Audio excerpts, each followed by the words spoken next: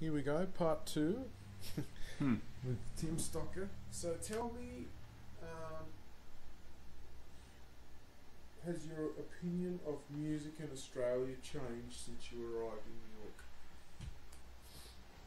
My opinion of music in Australia. Yeah.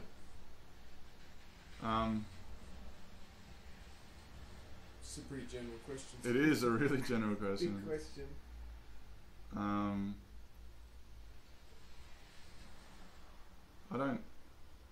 I don't think so.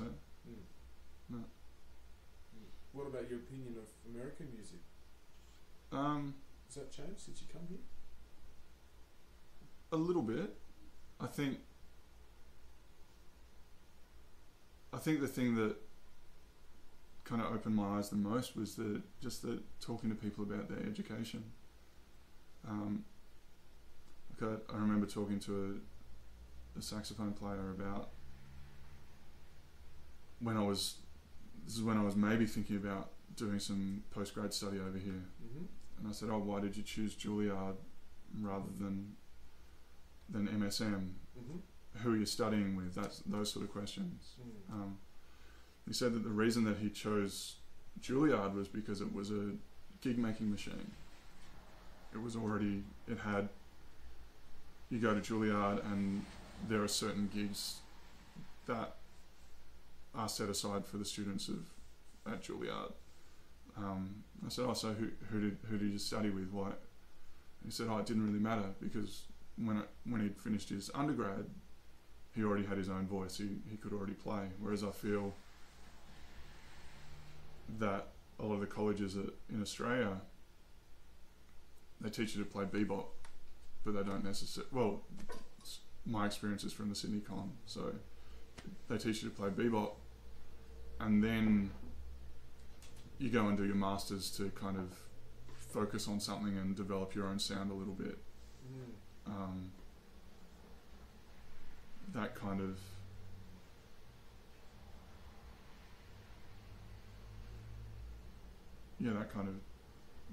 I didn't expect to hear that.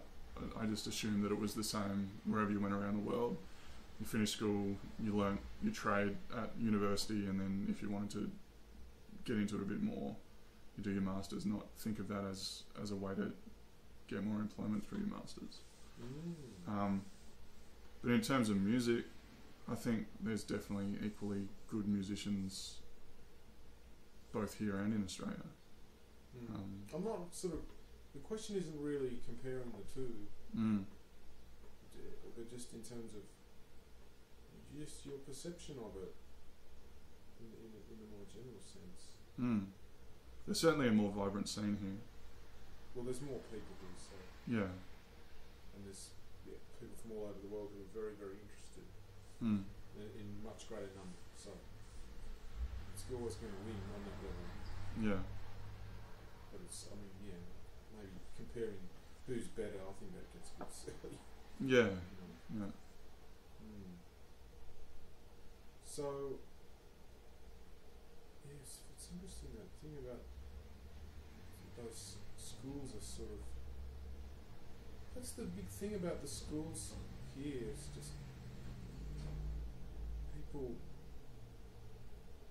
kind of come out of them and just hit it. As a fully formed. Yeah, they've sort of, and they've formed a band already. I think of Fabian Almazan and Linda Rowe and Henry Cole, and how they'd sort of, by the time they finished school, they'd kind of put something together. And I think that happens for us as well. Yeah. Coming out of the con, when I finished, I had a trio with Jamie Cameron and Mike Mikowski, which I love playing with. But then we got a gig a year at Jazz Groove. I remember talking to a musician in Sydney once who said, "You finish the con, you make a CD, you do a couple of gigs with that band, then you make another one, and you do another couple more gigs, and that process takes 3 years, and then at the end of that, you question what's the point of doing another one." Did you go through that process? Yeah, Definitely. Yeah. I did a recording with Mike and Jamie.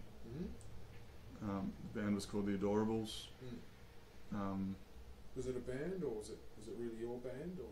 Yeah, I did all the compositions for it. You were making the phone calls. Yeah. For the most part. Yeah, Jamie and I. Yeah. Yeah, Jamie was really great with that stuff. He'd kind of kick me in the ass when I needed it. Good. So yeah, and then after that I formed a quartet with Ben Waples and Aaron Flower and Jamie and myself, and then we did a recording right before I moved over here. So how many gigs did you do in Australia as a leader, do you think, in how many years? Since I left the con, yeah, is a good starting point, I suppose. The Adorables would have done probably 10 gigs as the trio. Tour around? Yeah, we went down to Melbourne, and Wollongong. We did that, and then the quartet, we probably did the same number of shows just in Sydney. Like a couple of gigs at the Hollywood Hotel when they were still doing music. For Jazz Groove at Excelsior and at 505. Yeah. Did you have a sense that things were improving, or that you were building up an audience, or yeah, the music was improving? The music was improving, definitely. Yeah, but that's my own process in composition, I suppose. Yeah, whenever I played, there was definitely an audience there. And have you tried to do that here, be a band leader? I have. I've done a couple of shows with. I did a show pretty much every year around my birthday at the end of February. I did a quartet gig with Kevin Haley, Dan Aaron, and Mike Marino, which was fun. And then I did a trio gig just a couple of months ago with Des White and Raj Jayawira. Who was it? Raj. Yeah, Raj. Sure. Which was heaps of fun, but there were only like half a dozen people in the audience. So is it easier or harder to book a gig here than it is in Australia, do you think? At the moment, I think it's a bit harder because I'm kind of reluctant to use the material that I've got because it's me playing tenor. I want it to be a representation of what I'm doing now, which is playing baritone. And I've got a few recordings and press things that I've taken out to venues and emailed venues saying, hey, can I have an early spot before somebody else, or just an opportunity to play, and I haven't had any luck with that. Everything that there's a couple of places like Something Jazz Club, which is really easy to get a gig. But it's really, really difficult to get an audience there. Like I've approached 55 and Bar Next Door a number of times to try and get an early spot, but haven't had any luck there yet. Do you email them every week? Not every week. For a while there I was doing it every couple of weeks, and when you end up not getting any responses, it's kind of you get disheartened. It's difficult. So have you thought about recording some music here? Definitely. Yeah. Is that going to happen soon? Or? I'd like to. It's just a matter of finances. Putting aside some money to go into the studio and put something down. So have you written more music since you got to New York? Yeah, heaps. Yes, or heaps. You've been writing a lot. Yeah. Do you feel like you're writing more than you were when you were in Australia? Probably equal amount. Yeah. Yeah. Has your music changed? The stuff you're writing? I don't think it's changed. I think it's always just kind of been developing into something. I don't think my composition style hasn't changed. It's always come from an aural place first, rather than like I'll play something on the keyboard that sounds cool and then work with it and try and find different shapes to where it'll go. You write a lot of the piano or the keyboard? Yeah, that's kind of the main place I write. But sometimes I'll play something on the horn that you like the sound of. That will work, yeah. Do you keep a written record of things that you practice? Yeah. Do you create your own things to practice, or? Yeah, I've got a journal that I write down what I've been working on and what needs work and what to attack the next day. Do you write down musical things, like with notated musical things? Yeah. As well? Mm-hmm. And so you have a specific routine that's you know what you're going to do tomorrow. If I asked you, yeah, what are you going to do tomorrow? Pretty much. Same thing. Spend a bit of time kind of just singing some intervals at the keyboard, just to switch my ears on. Improve your ears, yeah. Interesting. Yeah. Playing just my mouthpiece to get a good sound, because if I can't make a good sound on my mouthpiece, I'm not going to be able to make a good sound on the rest of the horn. And then doing some different saxophonistic things on the like overtone series and harmonics and tone matching, and then tone matching. Yeah, just matching a harmonic sound to a natural fingering sound. Okay. Yeah, I'll do that every day. Each of those are sort of 15-20 minutes each. And then I'll get into doing some technical stuff, which might be reading out of a classical book, or depending what I feel like,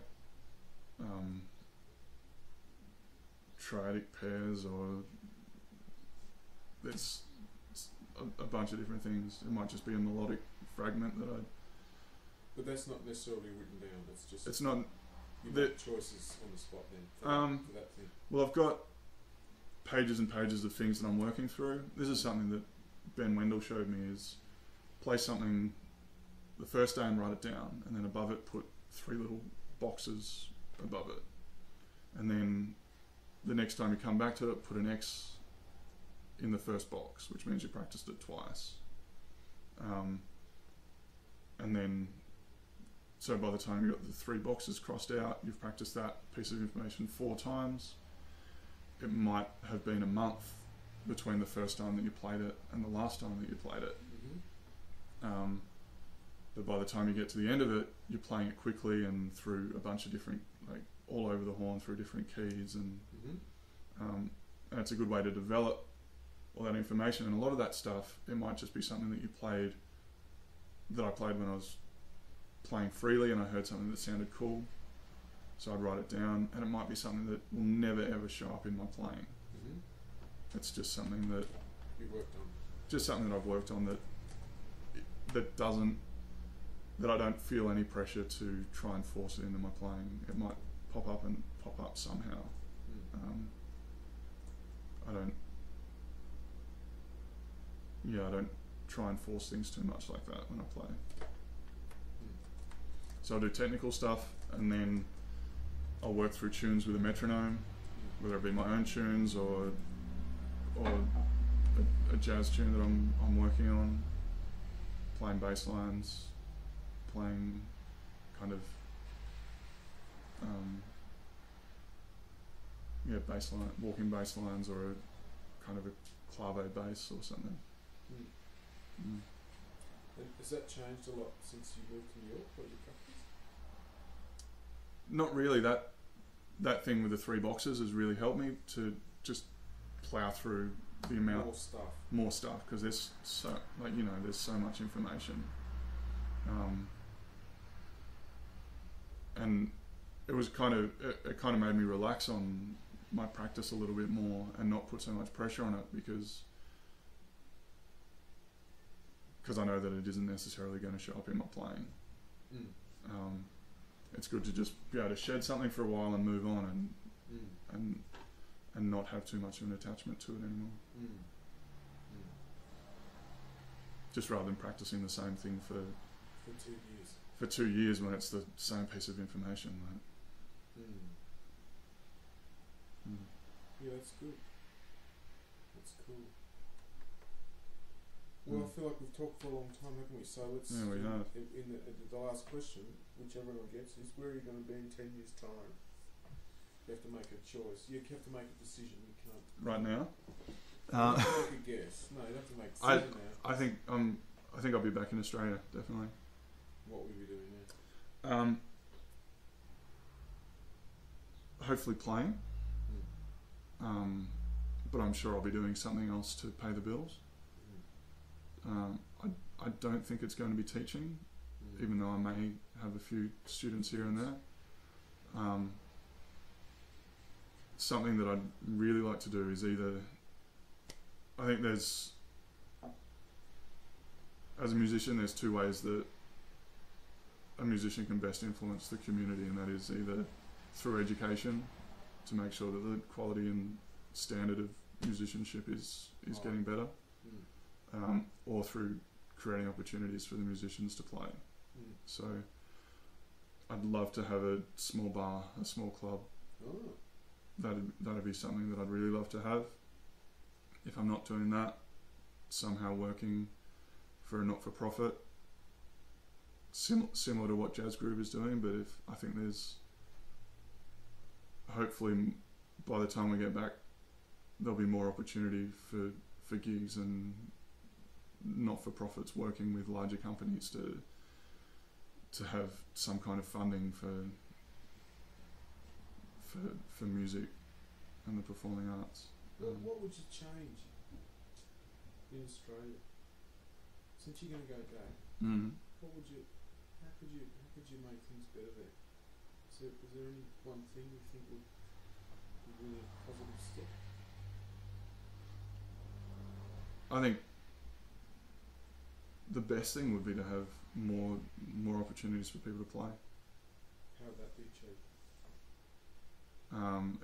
Either through a club, like making it happen like at the front line, or by creating funding for musicians to be able to do it. To play.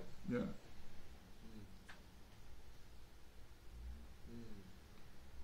There's a lot of music venues in Sydney, but they always keep going broke. Yeah. Yeah. So Cool. Well, I wish you'd stop. I don't have the answers. No, there's no answer, is there? No. All right. Well, thanks very much for your time, Tim. Thanks, Sean. And pleasure to talk to you. Yeah. All right.